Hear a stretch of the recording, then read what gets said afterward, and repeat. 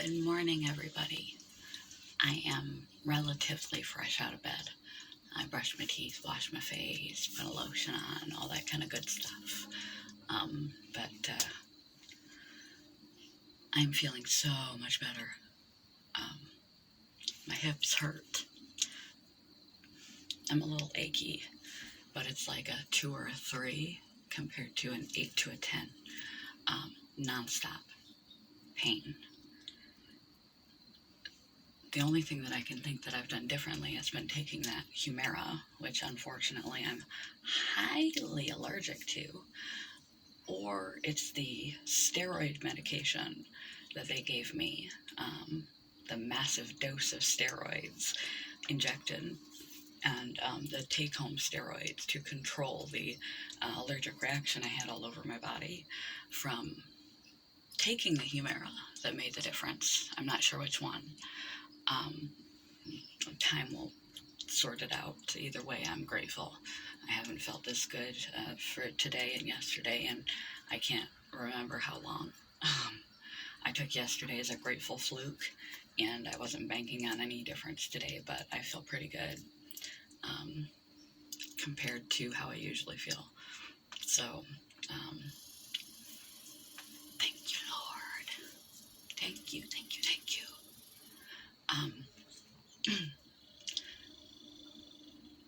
And I should get to the quote. I just wanted to share because I start so many videos lately with I feel like shit, I feel like shit, I feel like shit, I'm so sick.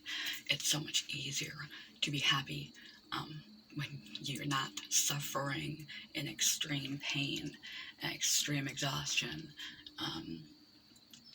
I'm not fixed, but I feel a lot less pain. 2 consecutive days in a row, I feel a lot more like my old self. So, aces, yay! And check out my hoodie, one more distraction. This is a new pajama outfit that Cameron got for me. I am a unicorn. I posted this on Instagram the other day. Be yourself. If you can't, unless you can be a unicorn, then be a unicorn. Because he knows I am just an oversized child. And I like things like this. And it's super comfy and warm. Another thing I posted on Instagram to get to the quote is this quote right here. I don't know whether this will be backwards for you or not. We'll find out.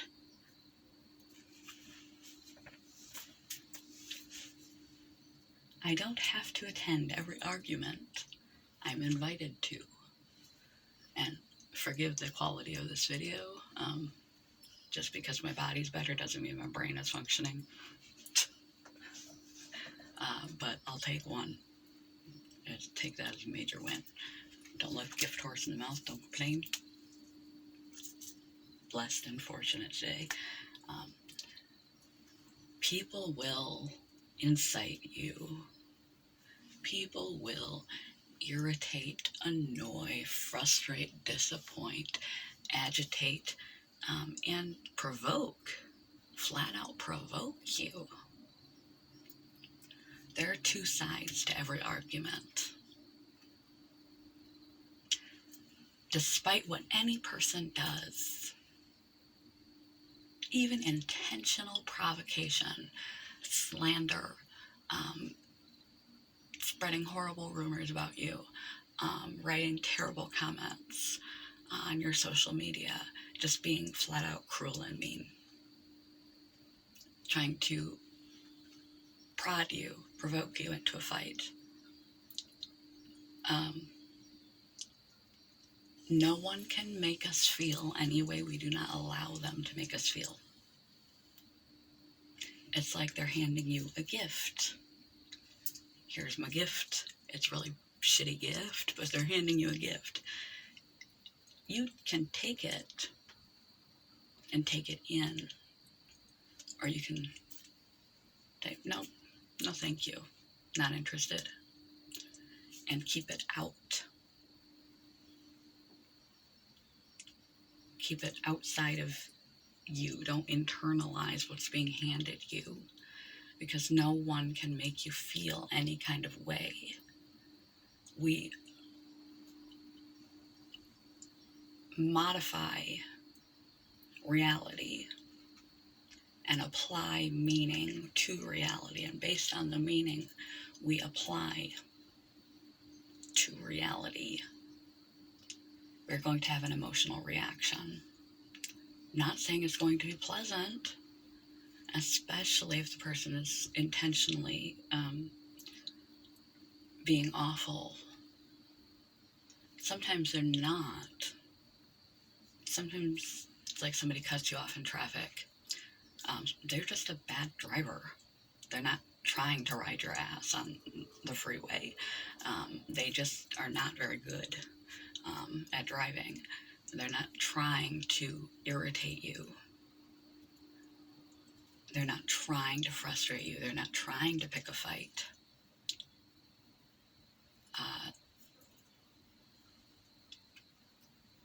A lot of stuff maybe just hits a special chord inside of us, a weak point, our Achilles tendon, and sets us off. They hit a trigger too close to home, a particular personal irritant, and we attack.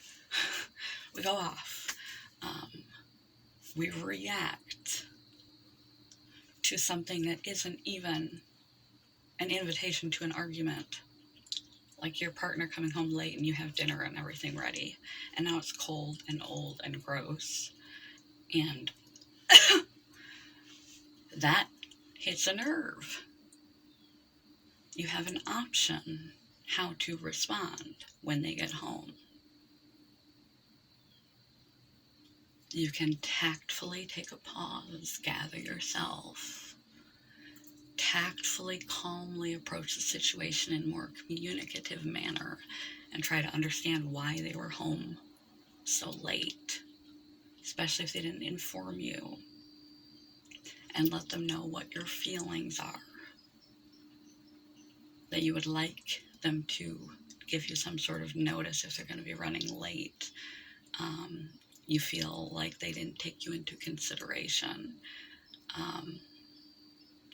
and that bothers you, and next time, could you please try to keep it even tone, slow pace, nice communication, and make it about, I feel this, I feel this, I feel this. When you did this, I felt this.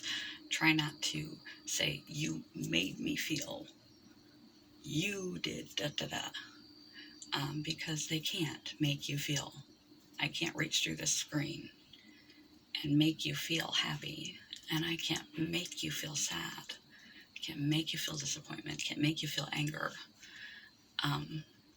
We respond how we respond. Two people can be sitting in backlog traffic. One person's got raised blood pressure and a bad attitude, and they're pissed off.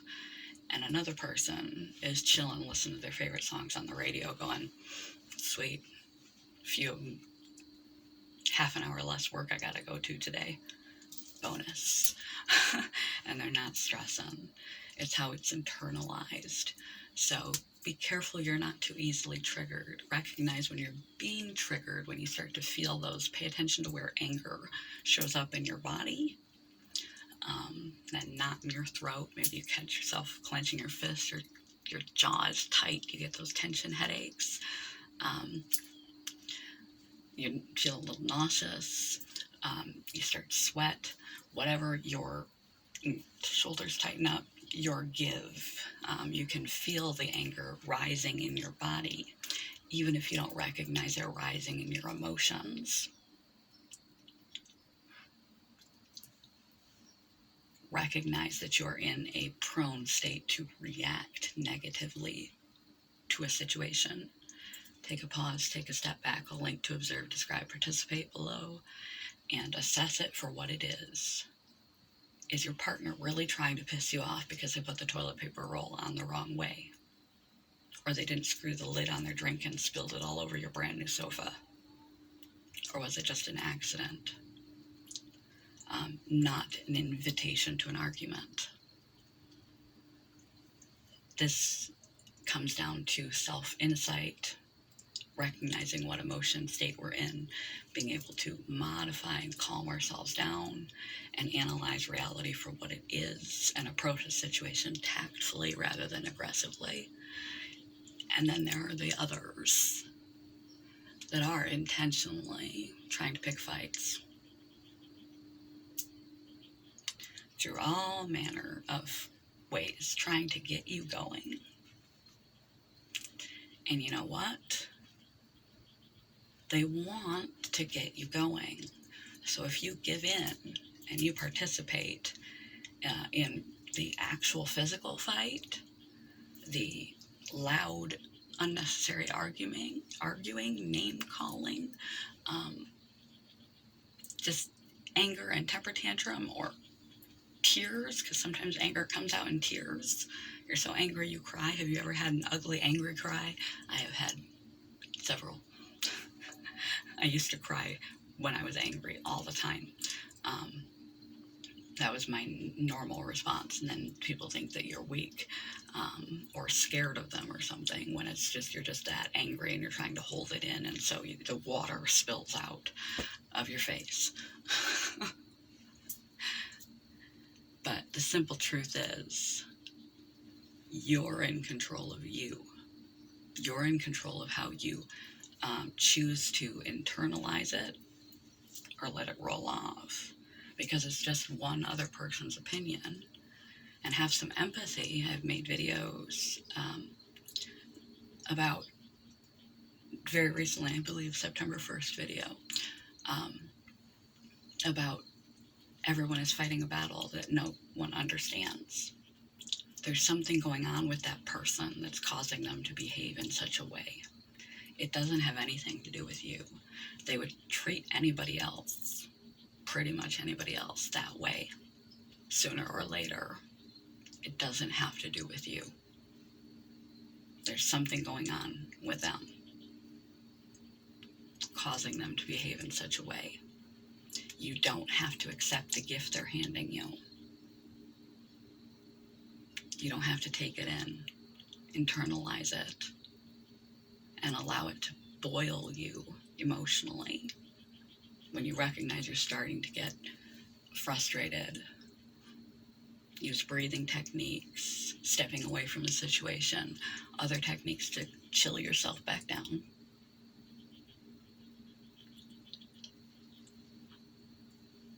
And let it go, realizing their opinion, their attack, their provocation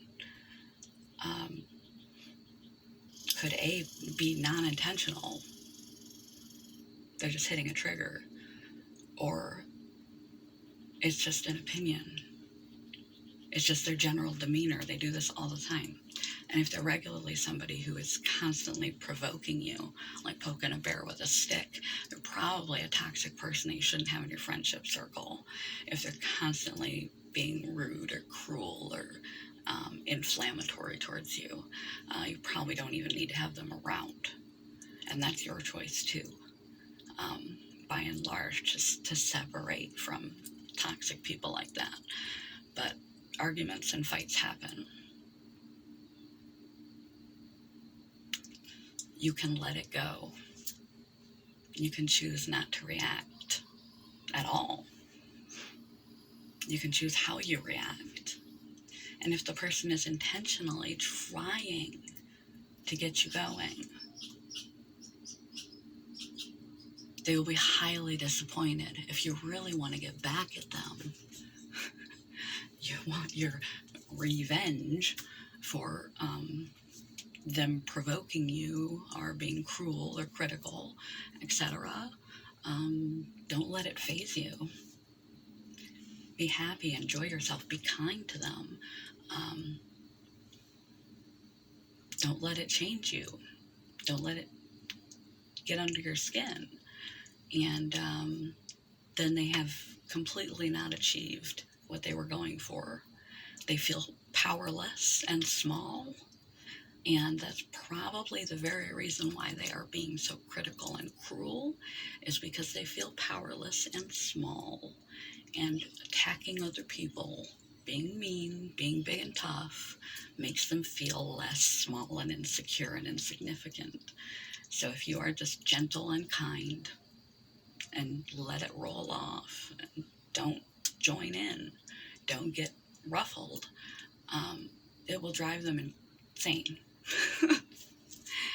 Because they're not getting what they wanted out of the situation, and it actually agitates their own internal insecurity of being small and insignificant, which is the primary reason why people lash out at other people, is to feel more powerful, strong, etc. And when you don't react, you take that away from them. They get no reward. In fact, they get negative feelings, powerlessness, etc., if they don't faze you. And your life is a lot smoother. Your health is a lot better because you have a lot less stress. Stress leads to health problems. High blood pressure, atherosclerosis, however you pronounce that, hardening of the arteries, etc. So you want to live happier. You want to live longer. You want to live free from a lot of drama and chaos. Don't let it in. Don't accept it. Let it roll off. Like water on Scotch guard. Couldn't think of a better illusion than that. I don't have to attend every argument that I am invited to. In fact, you should attend very few of them. The lesser, the better you will feel. Better your days will go. And the more you will drive the people who are trying to drive you nuts. All you got to do is kill them with kindness and keep being happy and unfazed. And that will drive them nuts. Not that revenge is your goal, but it is the best revenge.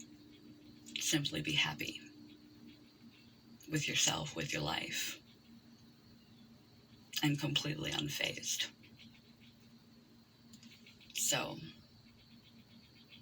love you guys. Good morning, goodbye. This is a little long. I rambled. I'm sorry. I'm fresh out of bed.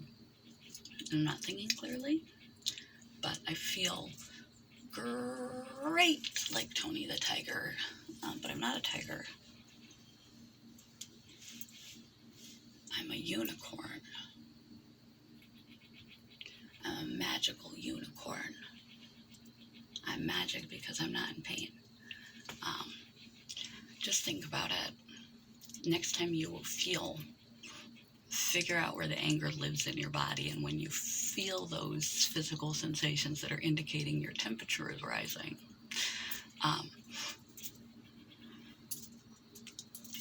2 breaths in, slow, long exhale, counting, other techniques like are in my mindfulness playlist to chill out for a minute and realize they can't reach inside you and make you feel it. It only bothers you if you allow it. And if you allow it, you will get yourself in some foolish argument, giving them exactly what they want to get under your skin. They want the reaction. Don't give them the reaction.